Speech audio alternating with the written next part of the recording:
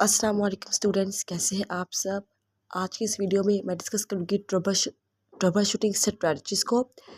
इसके अलावा इस वीडियो के एंड पे मैं आपको ये भी बताऊँगी कि trouble shooting steps, trouble shooting importance और ट्रबल शूटिंग स्ट्रैटेजीज़ में क्या डिफरेंस होता है। चलिए स्टार्ट करते हैं। Basic software issues. Basic software issues का मतलब ये है कि हम जो भी सॉफ्टवेयर यूज़ कर रहे हैं, एप्लीकेशन सॉफ्टवेयर या सिस्टम सॉफ्टवेयर, उनको यूज़ करते हुए अगर कोई इशू आ गया तो हमने कैसे उस इशू को फाइंड करना है और अपनी प्रॉब्लम को सॉल्व करना है। सबसे पहले इसमें हम डिस्कस करेंगे एप्लीकेशन फ्रीजिंग को। एप्लीकेशन फ्रीजिंग हमारे पास एक बेसिक सॉफ्टवेयर इशू है।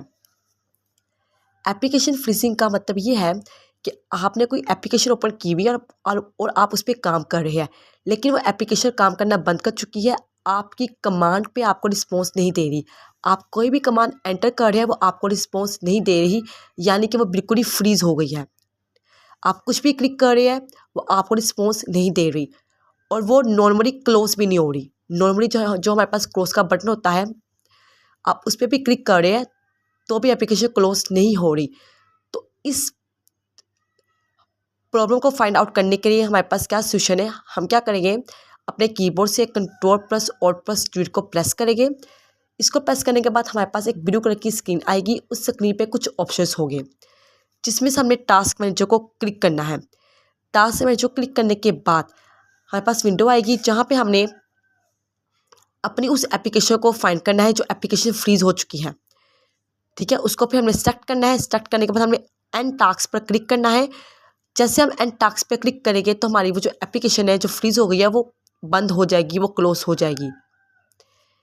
इसके अलावा अगर ये प्रॉब्लम दोबारा से आपको फेस करनी पड़ती है तो आपने क्या करना है, अपने उस सॉफ्टवेयर को, उस एप्लीकेशन को जो फ्रीज हो चुका है, आपने उसको दोबारा से अपडेट करना है या रीइंस्टॉल करना है।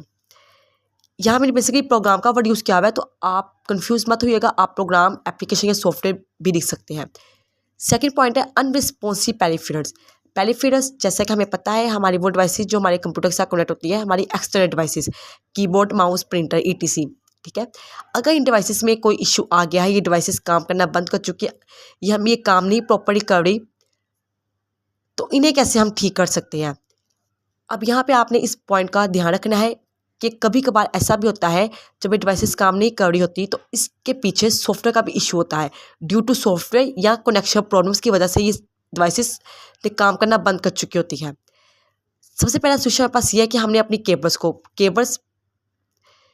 के कनेक्शन को चेक करना है, चाहे वो केबल फिजिकल है चाहे वो वायरलेस है। ठीक है, हमने यानी कि उसके कनेक्शन को चेक करना है, मेक श्योर करना है कि वो क्या प्रॉपरली कनेक्ट है हमारे सिस्टम के साथ, हमारे कंप्यूटर के साथ। अगर वो प्रॉपरली कनेक्ट है, और फिर भी हमारा कीबोर्ड, माउस या प्रिंटर काम नहीं कर रहा, तो हमने सेकंड स्टेप में क्या करना है, हमने उसको उतारना है, अनप्लग करना है और अनप्लग करने के बाद दोबारा से प्लग कर देना है, दोबारा से लगा देना है। अगर ये भी करने के बाद आपके कीबोर्ड, माउस या प्रिंटर सही से काम नहीं कर रहा, तो थर्ड हमारे पास स्टेप क्या होगा, हमने उसके ड्राइवर को अपडेट करना है कंप्यूटर में। ठीक है, क्योंकि हमें पता है इन डिवाइसेस का ड्राइवर होता है जिनके थ्रू ये काम करती है। तो हमने अपने कंप्यूटर में जाके इन ड्राइवर्स को अपडेट करना है।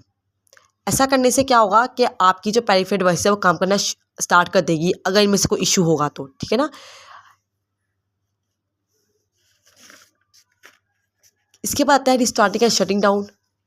रिस्टार्टिंग एंड शटिंग डाउन हमारे पास कोई इशू नहीं है, बेसिकली हमारे पास इंपॉर्टेंस हम यहाँ पढ़ेंगे कि रिस्टार्टिंग और शटिंग डाउन की इंपॉर्टेंस क्या होती है। तो जो रिस्टार्टिंग होती है ये भी हमारे पास काफ़ी ज़्यादा सॉफ्टवेयर प्रॉब्लम्स को फिक्स करने में मदद करती है। जैसे कि ये मदद करती है रैम को क्लियर करने में। जैसे आप अपने कंप्यूटर को रिस्टार्ट करते हैं, इससे क्या होता है, हमारी रैम क्लियर हो जाती है। हमारे वो तमाम प्रोसेस जो बैकग्राउंड पे काम कर रहे होते हैं वो चलना बंद हो जाते हैं, जिससे हमारे कंप्यूटर की स्पीड तेज़ हो जाती है। इसके अलावा ये हमारे कंप्यूटर को फ्रेश करती है और दोबारा से काम करने स्मूथली काम करवाती है हमारे कंप्यूटर से, giving the system fresh start to work smoothly again, कि हमारा कंप्यूटर दोबारा से स्मूथली अच्छे तरीके से काम कर सके। सो अगर आपका कंप्यूटर स्लो हो गया है, आपको लग रहा है कि आपका कंप्यूटर स्लो हो गया है पहले से ज़्यादा और आपको रिस्पॉन्स नहीं कर रहा, तो आपने उसको रिस्टार्ट करना है। कुछ भी करने से पहले आपने उसको रिस्टार्ट करना है कंप्यूटर को। देन है using the power button effectively. Power button का यूज़ आपने करना है। पावर बटन का यूज़ आपने तब करना है जब आपका पूरा कंप्यूटर ही हैंग हो गया। ठीक है, जैसे कि हमें पता है कि पावर बटन का यूज़ कर हम करते हैं ऑन और ऑफ करने के अपने कंप्यूटर को, लेकिन सम टाइम ऐसा भी होता है कि हमारा जो कंप्यूटर होता है वो काम करना बंद कर चुका होता है, हमारा कंप्यूटर हैंग हो जाता है या हमारा कंप्यूटर फ्रीज हो जाता है। यहाँ पे आपने इस पॉइंट का ध्यान रखना है। मैं यहाँ पे कंप्यूटर की बात कर रही हूँ और पहले मैंने एक एप्लीकेशन की बात की थी, ठीक है। तो अगर आपका कंप्यूटर ही हैंग हो गया, फ्रीज हो गया, तो जाहिर सी बात है, अगर कंप्यूटर ही हैंग हो गया है तो हम लोग कंप्यूटर में जो शट डाउन का ऑप्शन आता है उसको हम यूज़ नहीं कर सकते ना। शट डाउन का जो बटन आता है कंप्यूटर को बंद करने के लिए, उसका तो हम यूज़ नहीं कर सकते। तो जब कंप्यूटर ही हैंग हो गया तो हमने क्या करना है, अपने कंप्यूटर पे जो बटनों का पावर बटन, हमने उसको 5 सेकंड्स के लिए क्लिक करके रखना है। उसको उसके क्लिक करने से क्या होगा, हमारा जो कंप्यूटर का वो बंद हो जाएगा और फिर दोबारा से हमने उसको ऑन कर लेना है। और यहाँ पे आपने इसका जो यूज़ है वो आपने बिल्कुल उस वक्त ही करना है जब वाकई इसकी ज़रूरत है, क्योंकि बाज़ वक़्त ऐसा भी होता है कि हमारा डाटा लॉस हो जाता है, ठीक है। अगर बैकग्राउंड पे कोई प्रोग्राम या कोई फाइल जो ओपन थी और आपने उसको सेव नहीं किया हुआ था, तो वो क्या हो जाएगी, लॉस हो जाएगी, उसका डाटा सारा लॉस हो जाएगा। तो इस बात का भी आपने ध्यान रखना है। इसके अलावा मैं आपको अब ये भी बता देती हूँ कि ट्रबल शूटिंग स्टेप्स में, ट्रबल शूटिंग इंपॉर्टेंस में और ट्रबल शूटिंग स्ट्रेटजीज में क्या डिफरेंस होता है। ट्रबल शूटिंग स्टेप जो हमने सबसे पहले पढ़े थे उसमें हमने ये देखा था कि जब भी हमारा कंप्यूटर, मोबाइल या कोई भी डिवाइस ठीक से काम नहीं कर रही होती, तो उसे ठीक करने के लिए जो स्टेप बाय स्टेप प्रोसेस हम फॉलो करते हैं, ठीक है। जो step by step process follow करते हैं वो बेसिकली पहला था हमारे पास, जो हमने डिस्कस किया था अपने फर्स्ट दिन इस चैप्टर के। तो हमारे पास स्टेप्स का मतलब यहाँ पे ये है, वो उन स्टेप्स को हम फॉलो उस वक्त करते हैं, स्टेप बाय स्टेप हम फॉलो करते हैं उन प्रोसेस को उस वक्त हम फॉलो करते हैं जब हमारा कंप्यूटर या हमारी डिवाइस सही से काम नहीं कर रही होती, ठीक है। तो उनको सही से काम करवाने के लिए हम उन स्टेप्स को फॉलो करते हैं ताकि जो भी प्रॉब्लम हमें फेस करनी पड़ी वो ठीक हो जाए।